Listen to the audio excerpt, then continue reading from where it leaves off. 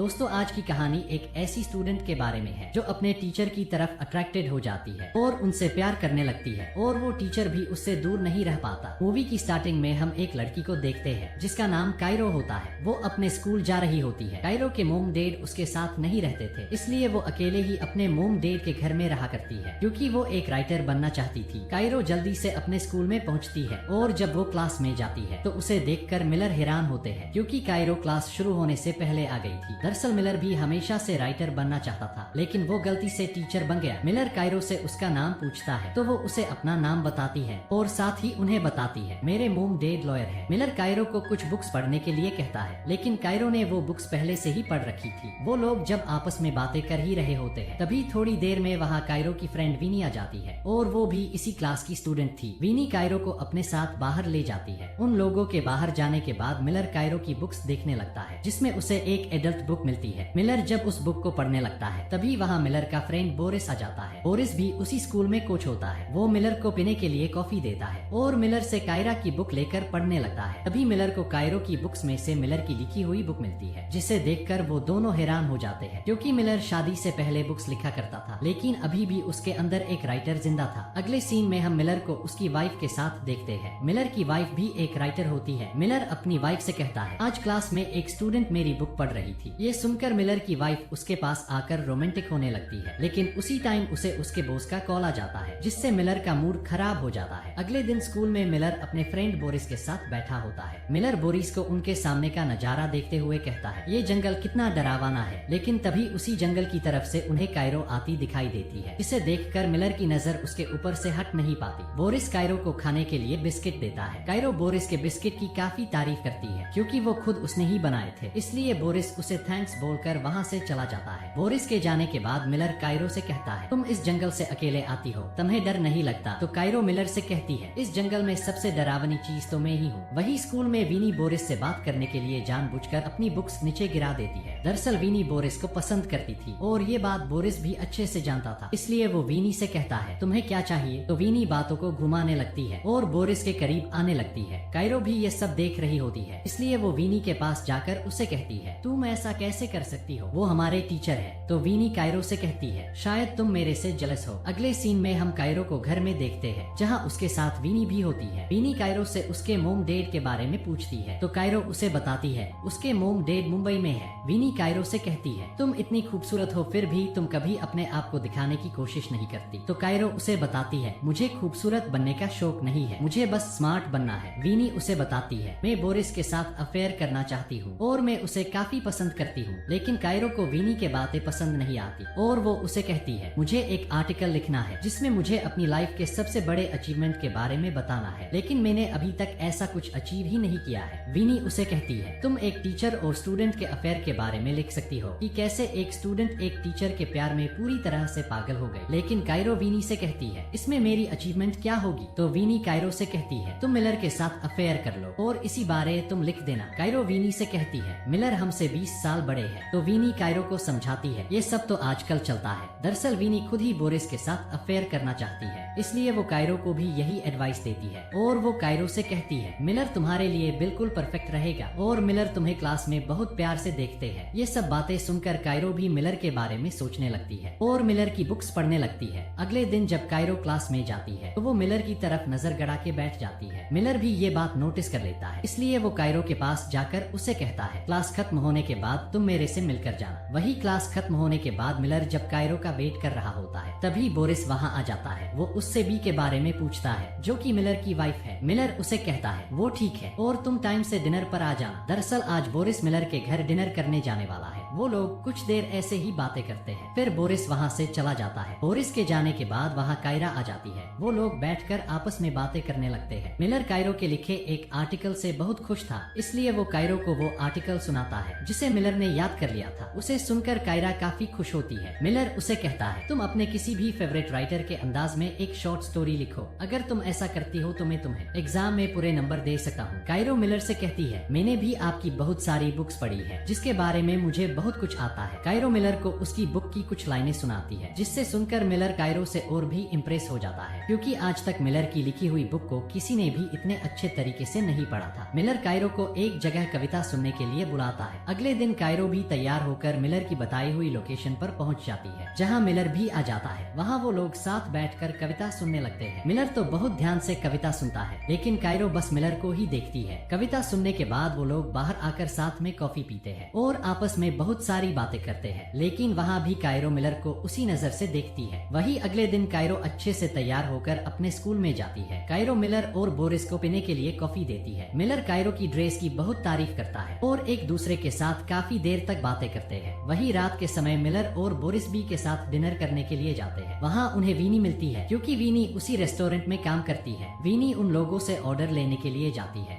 Weeny को देखकर Miller से पूछती है, क्या ये वही लड़की है जिसके बारे में तुम बात कर रहे थे? मिलर कहता है, ये वो लड़की नहीं है, उस लड़की का नाम कायरो है और वो बहुत स्मार्ट लड़की है। मिलर के मुंह से कायरो की तारीफ सुनकर भी उसे कहती है, तुम भी एक राइटर थे, लेकिन अब तुम लिख नहीं सकते हो और तुमने खुद अपने सपने को मारा है, इसलिए तुम एक टीचर बन के रह गए। ये सब सुनकर मिलर को अच्छा नहीं लगता। वही अगले दिन जब मिलर स्कूल में होता है, तब उसे बी का मैसेज आता है। बी मिलर से कहीं घूमने चलने के लिए कहती है, इसलिए मिलर अपनी क्लास खत्म करने के बाद घर जाने की तैयारी करता है, लेकिन तभी वहाँ कायरो और वीनी आ जाती है। कायरो मिलर को अपने फेवरेट राइटर के बारे में बताती है, जिसके अंदाज में वो अपनी शॉर्ट स्टोरी लिखने वाली है। कायरो मिलर को इम्प्रेस करने के लिए उसे दोबारा लिखने के लिए कहती है और उसे बताती है, तुम अब भी एक बेहतरीन राइटर बन सकते हो। लेकिन मिलर को जल्दी घर जाना था, इसलिए वो कायरो के बातों पर ध्यान नहीं देता और वहाँ से चला जाता है। मिलर के वहाँ से जाने के बाद वीनी मिलर की टेबल और चढ़ जाती है और कायरो से मजाक करने लगती है, लेकिन तभी क्लास कर अंदर बोरिस आ जाता है। बोरिस को देखकर वीनी उसके साथ फ्लर्ट करने लगती है। वीनी बोरिस से उसका नंबर मांगती है, इसलिए बोरिस उसे अपना फोन दे देता है, लेकिन मिली बोरिस के फोन को अपने कपड़ों के अंदर रख लेती है। वही कायरो को भी पता चलता है उसका मोबाइल बैग में नहीं है। दूसरी तरफ मिलर और बी का प्लान कैंसिल हो जाता है, क्योंकि बी को कुछ जरूरी का आ गया था। तभी मिलर को एक कॉल आता है, जो कायरो के फोन पर आ रहा था, क्योंकि गलती से मिलर जल्दी में कायरो का फोन अपने साथ ले आया था। कायरो मिलर से अपना फोन वापस देने के लिए कहती है, इसलिए मिलर उसका फोन देने के लिए कायरो के घर जाता है। मिलर जब कायरो के घर के बाहर खड़ा होता है, तो अंदर से कायरो बहुत ही खूबसूरत ड्रेस में घर से बाहर निकलती है, जिसे देखकर मिलर हक्का बक्का रह जाता है। कायरो भी मिलर के पास आ जाती है और वो दोनों एक दूसरे में पूरी तरह से डूब जाते हैं। वही रात के समय जब मिलर अपने घर में होता है, लेकिन उसे अभी भी कायरो के ही ख्याल आ रहे थे। मिलर को इस तरह देखकर भी उसे बाहर जाने के लिए कहती है, क्योंकि मिलर की वजह से भी अपना काम नहीं कर पा रही थी। इसलिए मिलर वहाँ से निकलकर एक छोटे से केबिन में चला जाता है और वहाँ जाकर वो कायरो की भेजी हुई स्टोरी को पढ़ने लगता है, जिसे कायरो ने उसे भेजी थी। ये स्टोरी कायरो ने एक स्टूडेंट और एक टीचर के बारे में लिखी थी, जो बिल्कुल कायरो और मिलर की तरह ही थी। स्टोरी को पढ़कर मिलर अपने होश खो बैठता है, क्योंकि वो स्टोरी पूरी तरीके से एडल्ट थी। अगली सुबह मिलर जब क्लास में जाता है, तो वो कायरो से अच्छे से बात नहीं करता। तो कायरो मिलर से इसके बारे में पूछती है, तो मिलर कायरो को बताता है, तुम ये स्टोरी असाइनमेंट में जमा करना चाहती हो और मुझे तुम्हारी ये स्टोरी बिल्कुल भी पसंद नहीं आई, क्योंकि तुमने उसमें बहुत सारी ऐसी चीजें लिखी है जो बहुत गलत है। लेकिन कायरो मिलर से कहती है, ये सब मैंने हमारे बारे में लिखा है। मिलर कहता है, हमारे बीच ऐसा कुछ नहीं हुआ है जो तुमने इस स्टोरी में लिखा है। मिलर कायरो को दोबारा से लिखने के लिए कहता है और उसे बताता है, अगर तुमने ऐसा नहीं किया तो मैं तुम्हें फेल कर दूंगा। ये सब सुनकर कायरो को गुस्सा आ जाता है और वो मिलर से कहती है, मैंने बहुत अच्छी स्टोरी लिखी है, लेकिन तुम उसे लोगों के सामने नहीं लाना चाहते, क्योंकि तुम कभी राइटर नहीं बन पाए और जो तुम कभी कर नहीं पाए वो मैंने कर दिखाया। अगर तुमने मुझे फेल किया तो इसका अंजाम अच्छा नहीं होगा। ये कहकर कायरो रोते हुए अपने घर आ जाती है और वीनी के साथ ड्रिंक करने लगती है। वहीं मिलर भी परेशान होकर अपने घर आ जाता है और अपनी वाइफ बी को सारी बात बताता है और उसे कायरो की स्टोरी पढ़ने के लिए देता है, जिसे पढ़कर बी भी रोमांटिक होने लगती है। तभी वहाँ बोरिस आ जाता है, जिससे मिलर का मूड खराब हो जाता है। दूसरी तरफ कायरो वीनी से कहती है, मिलर मेरे से प्यार नहीं करते, वो बस मेरे पास होने का दिखावा कर रहे थे। कायरो वीनी को बोरिस को मैसेज करने के लिए कहती है। वीनी बोरिस को मैसेज करती है, लेकिन बोरिस विनी के मैसेज का कोई जवाब नहीं देता। इसलिए कायरो और विनी एक साथ मिलकर बोरिस को उनकी फोटो भेजती है, जिसे देखकर बोरिस मिलर के घर से चला जाता है। वहीं मिलर को स्कूल से कॉल आती है, क्योंकि मिलर और कायरो के बारे में सभी को पता चल चुका था। बी मिलर से पूछती है, उस लड़की ने बस एक स्टोरी ही तो लिखी है, इसमें ऐसा क्या हो गया? क्या तुम्हारे और कायरो के बीच कुछ और भी चल रहा था, लेकिन मिलर बी को मना कर देता है और उससे कहता है हमारे बीच ऐसा कुछ नहीं है। वही अगले दिन कायरो को प्रिंसिपल अपने ऑफिस में बुलाती है और उससे मिलर और उसके बारे में पूछती है। तो कायरो उन्हें बताती है मिलर मेरे काफी क्लोज थे और हम स्कूल के बाहर भी मिला करते थे। वही प्रिंसिपल अब मिलर को अपने ऑफिस में बुलाती है और उससे भी यही सवाल पूछती है, लेकिन मिलर उनके सवाल का अच्छे से जवाब नहीं दे पाता, जिससे प्रिंसिपल को सब समझ आ जाता है और वो मिलर को जॉब से निकाल देती है। बाहर मिलर बोरिस के साथ बैठा होता है। बोरिस मिलर से कहता है तुम्हें तुम्हारी लिमिट क्रॉस नहीं करनी चाहिए थी। मिलर बोरिस को समझाने की कोशिश करती है, लेकिन बोरिस मिलर की बात सुने बिना ही वहाँ से उठकर चला जाता है। वही घर जाने के बाद मिलर बी को बताता है मुझे जॉब से निकाल दिया। ये सुनकर भी मिलर पर शक करने लगती है और उसे कायरो और उसके बारे में सच बताने के लिए कहती है, लेकिन मिलर बी से कहता है हमारे बीच ऐसा कुछ नहीं हुआ है। और इसी बीच उन दोनों में काफी बहस होने लगती है और भी मिलर से डाइवोर्स करने के लिए बोल देती है। अगले सीन में हम विनी को देखते हैं जो कायरो के पास जाती है और उसे कहती है तुमने मिलर के साथ अच्छा नहीं किया, उसे जॉब से निकाल दिया गया है। विनी कायरो से कहती है तुम ये सब क्यों कर रही हो। कायरो विनी से कहती है मिलर ने मेरे साथ अच्छा नहीं किया और उसने मेरा इस्तेमाल किया, अब उसे पता चलेगा मैं क्या चीज हूँ। विनी कहती है तुम्हें मिलर की बातों को इतना सीरियस नहीं लेना चाहिए और अगर फिर भी तुम नहीं मानोगी तो मैं तुम्हारे बारे में प्रिंसिपल को सब सच बता दूंगी। ये सुनकर कायरो विनी से कहती है अगर तुमने ये सब करने की कोशिश की तो मैं मिलर के साथ बोरिस की भी जिंदगी बर्बाद कर दूंगी और एक साथ दोनों टीचर की जॉब चली जाएगी। ये सुनकर विनी वहाँ से चली जाती है और इसी तरह से कायरो मिलर की जिंदगी बर्बाद कर देती है। ये सब करके कायरो काफी खुश होती है। अब कायरो आखिरी बार मिलर से मिलने के लिए जाती है, जहाँ वो अपनी कहानी में खुद को एक हीरो और मिलर को एक विलेन बताती है। कायरो रोते हुए मिलर की तरफ देखती है क्योंकि वो अब भी मिलर से प्यार करती थी और इसी सस्पेंस के साथ इस मूवी की एंडिंग हो जाती है। दोस्तों मूवी पसंद आई हो तो वीडियो को लाइक और चैनल को सब्सक्राइब करना ना भूले। Thanks for watching.